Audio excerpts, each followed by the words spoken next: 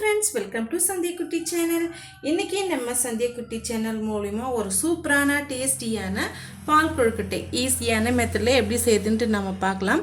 அதுக்கு பாத்தீங்கன்னா இந்த கப்பால நான் 1 கப் அளவுக்கு அரிசி மாவு எடுத்துர்க்கேங்க. இப்போ நம்ம 2 கப் அளவுக்கு தண்ணி சேர்த்துக்கலாம்.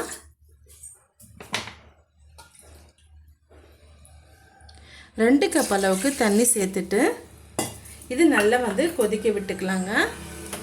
ஹை ஃப்ளேமில் வச்சுக்கலாம். இப்போ ஸ்டவ் ஆன் பண்ணிக்கலாம். ஒரு 2 பிஞ்ச் அளவுக்கு நம்ம சால்ட்டு சேர்த்துக்கலாங்க. இப்போ இது எல்லாம் சேர்த்து நல்லா கொதிச்சு வரட்டும். பாருங்க, தண்ணி ஓரளவுக்கு கொதிச்சு வர ஆரம்பிச்சிடுச்சு. இந்த ஸ்டேஜில் இப்போ நம்ம எடுத்து வச்சிருக்க அரிசி மாவை சேர்த்துக்கலாம். இது வீட்டில் அரைச்ச அரிசி மாவு தாங்க, பச்சை அரிசி மாவு. நீங்கள் கடையில் வாங்கின அரிசி மாவும் எடுத்துக்கலாம், இடியப்ப மாவும் நீங்கள் பயன்படுத்திக்கலாங்க. இப்போ இந்த அரிசி மாவை நம்ம மீடியத்தை விட கொஞ்சம் குறைவாக வச்சுட்டு மிக்ஸ் பண்ணி எடுத்துக்கலாம். இது போல் கொதிக்கிற தண்ணியில் நம்ம மிக்ஸ் பண்ணும் போது அரிசி மாவு நல்லா வெந்து கிடைக்கும். பாருங்க, இந்த அளவுக்கு வந்த பிறகு நம்ம இப்போ ஸ்டவ் ஆஃப் பண்ணிடலாம். இப்போ இது கை பொறுக்கிற சூடு வரட்டுங்க.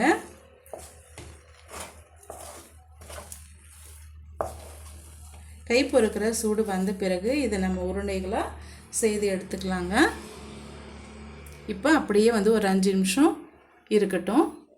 கை பொறுக்கிற சூடுக்கு வந்தாச்சு. இந்த ஸ்டேஜில் 1 டீஸ்பூன் அளவுக்கு நெய் சேர்த்துக்கலாங்க. நல்லா வாசனையாக இருக்கும். நல்லா சாஃப்டாகவும் நமக்கு அந்த கொழுக்கட்டை கிடைக்குங்க. அதனால் 1 டீஸ்பூன் அளவுக்கு நெய் நான் சேர்த்துக்கிறேன். இல்லை நீங்கள் தண்ணி கொதிக்க வைக்கிறீங்க இல்லைங்களா, அந்த ஸ்டேஜில் கூட நீங்கள் நெய்யை ஆட் பண்ணிக்கலாம். இப்போ நான் இந்த ஸ்டேஜில் எதுக்காக சேர்க்குறேன்னா நல்லா வாசமாக இருக்கும். கையில் ஒட்டி பிடிக்காமல் நமக்கு அந்த மாவு நல்லா பிடிக்க வரும். அதனால தான் இந்த ஸ்டேஜில் நான் சேர்த்துக்கிறேன். சேர்த்துட்டு ஒரு 2 நிமிஷம் நல்லா இது போல் அழுத்தி விட்டுக்கலாம். விரிசல் இல்லாமல் நமக்கு உருண்டைகள் பிடிக்க வரும். அதனால தான்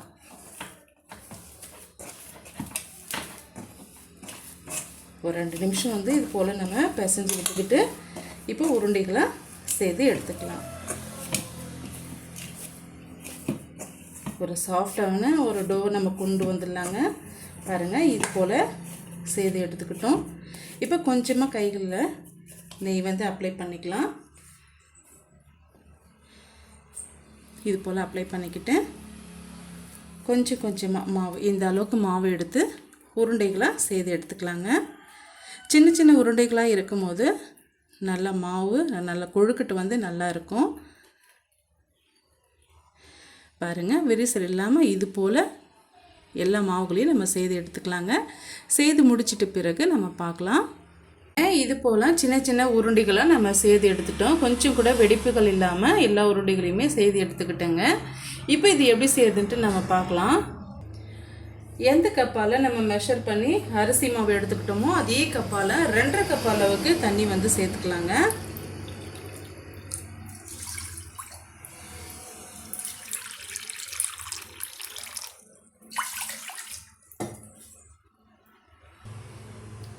பாருங்கள், 2.5 கப் அளவுக்கு நான் தண்ணி சேர்த்துட்டேன். இந்த தண்ணி நல்லா கொதிச்சு வரணுங்க. கொதிச்சு வந்த பிறகு நம்ம உருட்டி வச்சுருக்க பால்ஸ் எல்லாம் நம்ம சேர்த்து விட்டுக்கலாம். ஹை ஃப்ளேமில் நம்ம கொதிக்க வச்சுக்கலாங்க. தண்ணி நல்லா கொதிச்சு வருது. இப்போ நம்ம உருண்டைகளாக செய்து வச்சுருக்க மாவு அப்படியே நம்ம சேர்த்து விட்டுக்கலாம்.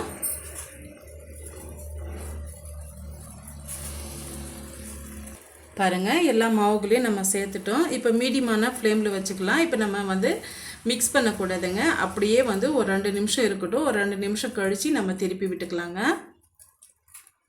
ஒரு 2 நிமிஷம் ஆயிடுச்சு. இதை நம்ம இன்னொரு சைடு திருப்பி விட்டுக்கலாம். இது போல் அடிபாகத்தை வச்சு நீங்கள் திருப்பி விட்டிங்களான்னா நல்லா நமக்கு உடையாமல் நமக்கு கிடைக்குங்க. அந்த உருண்டைகள் உடையாமல் நமக்கு கிடைக்கும். ஜென்டிலாக திருப்பி விடுங்க. பாருங்கள், இப்போ நம்ம சேர்த்திருக்க உருண்டைகள்லாம் ஓரளவுக்கு நல்லா வெந்து வந்துருச்சு. இந்த ஸ்டேஜில் எந்த கப்பால் அளந்து எடுத்துக்கிட்டிங்களோ அதே கப்பால் 1 கப் அளவுக்கு பால் சேர்த்துக்கலாம். இது காய்ச்சி ஆற வச்சின பால் தாங்க. நல்லா திக்கான பால் பார்த்து நீங்கள் சேர்த்துக்குங்க. சேர்த்துட்டு அதையுமே வந்து லைட்டாக இது போல் மிக்ஸ் பண்ணி விட்டுக்குங்க. மீடியமான ஃப்ளேமில் வச்சு கொதிக்க விட்டு எடுத்துக்கலாம். இப்போ பார்த்தீங்கன்னா 1 டீஸ்பூன் அளவுக்கு அரிசி மாவு எடுத்து வச்சுருக்கேங்க. இது ஒரு திக்கான கன்சிஸ்டன்சி வரதுக்காக தான் நான் அரிசி மாவு எடுத்து வச்சுருக்கேன். இப்போ அந்த அரிசி மாவில் ஒரு 1/4 கப் அளவுக்கு தண்ணி சேர்த்து கட்டிகள் இல்லாமல் நம்ம கரைச்சி எடுத்துக்கலாங்க. இது போல் மிக்ஸ் பண்ணிவிட்டு கொஞ்சம் கூட கட்டிகள் இல்லாமல் நம்ம இது போல் கலந்து விட்டுக்கலாம். பாருங்கள், இப்போ நம்ம சேர்த்திருக்க அந்த தண்ணி பால் எல்லாமே வந்து நல்லா கொதிச்சு வரணுங்க. கொதிச்சு வந்த பிறகு அந்த பால் வந்து ஓரளவுக்கு நல்லா சுண்டி கிடைக்கும்.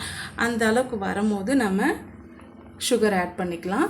அது வரைக்கும் மீடியமான ஹீட்லேயே கொதிச்சு வரட்டும். கிட்டத்தட்ட வந்து 8லேருந்து ஒரு 10 நிமிஷம் வந்து நல்லா கொதிச்சு வரட்டுங்க. பால் நல்லா கொதிச்சுட்டு ஓரளவுக்கு பால் நல்லா சுண்டி வந்துருச்சு பாருங்கள். இந்த ஸ்டேஜில் சுகர் வந்து ஆட் பண்ணிக்கலாம். நான் 1 கப் அளவுக்கு சுகர் ஆட் பண்ணிக்கிறேன். இந்த அளவுக்கு நம்ம சேர்க்கும் போது தான் அந்த டேஸ்ட் வந்து நமக்கு பக்காவாக இருக்கும். பாருங்கள், இந்த அளவுக்கு சுகர் நல்லா கரைஞ்சி வந்த உடனே நம்ம மிக்ஸ் பண்ணி வச்சுருக்க அரிசி மாவு இருக்கு இல்லைங்களா, அதை ஒரு முறை நல்லா வந்து கலந்து விட்டுக்குங்க. ஒரு திக்கான கன்சிஸ்டன்சி வரதுக்காக தான் நம்ம இதை வந்து ஆட் பண்ணுறோம்.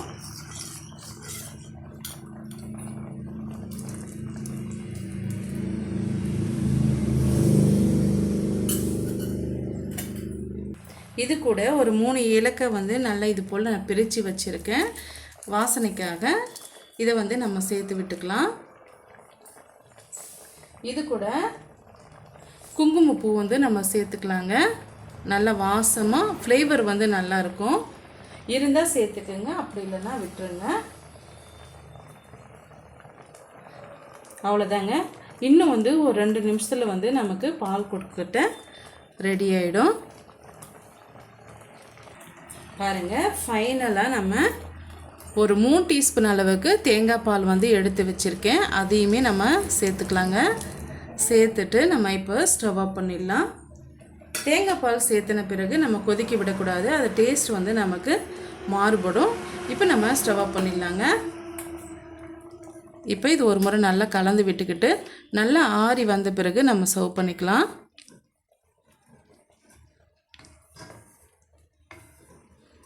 ஒரு 10 நிமிஷம் ஆகட்டுங்க. ஒரு 10 நிமிஷம் ஆகிடுச்சு. இப்போ நம்ம சர்வ் பண்ணிக்கலாம். ரொம்பவே டேஸ்டியான பால் கொழுக்கட்டை ரெடி ஆகிடுச்சிங்க.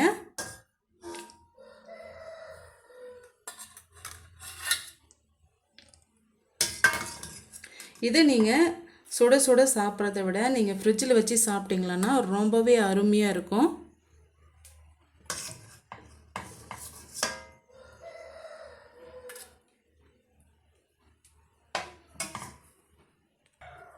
பாருங்கள், ரொம்ப டேஸ்டியான கொழுக்கட்டை வந்து நம்ம ரெடி பண்ணிட்டோங்க. இந்த பால் கொழுக்கட்டை வந்து உங்களுக்கு கண்டிப்பாக பிடிக்கும். கொஞ்சம் கூட குழையாமல் ஈஸியான மெத்தடில் நம்ம செய்திருக்கோங்க. இந்த ரெசிபி உங்களுக்கு பிடிக்கும்னு நினைக்கிறேன். பிடிச்சிருந்தா மறக்காமல் சந்திக்குட்டி சேனலுக்கு சப்ஸ்கிரைப் பண்ணுங்கள், லைக் பண்ணுங்கள், ஃப்ரெண்ட்ஸ் அண்ட் ஃபேமிலியோடு நிறைய ஷேர் பண்ணுங்கள். இது போல் சிம்பிளான டேஸ்டியான ரெசிபிஸ் பார்க்க நம்ம சந்திக்குட்டி சேனலை ஃபாலோ பண்ண மறந்துடாதீங்க. தேங்க்யூ ஃபார் வாட்சிங். பபாய்.